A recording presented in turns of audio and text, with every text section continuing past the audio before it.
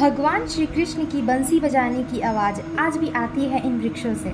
आपने ये तो सुना होगा कि भगवान श्री कृष्ण बांसुरी बजाते थे, मगर कहाँ बजाते थे? आइए मैं आपको वो जगह दिखाती हूँ। तो ये जगह का नाम है बंशीवट। यहाँ पे भगवान श्री कृष्ण बांसुरी बजाते थे। ये वृंदावन से 5 से 7 किलोमीटर की दूरी पे है, भांडेर वन के पास है। इन्हीं सारे वृक्षों के पास भगवान श्री कृष्ण आकर बांसुरी बजाते थे। आज भी इन वृक्षों से आवाज़ आती है। अगर आप बंशीवट में जा रहे हैं तो आप उन वृक्षों में अगर अपनी कान लगाकर सुनेंगे तो आपको भगवान श्री कृष्ण की बांसुरी की धुन की आवाज़ आएगी।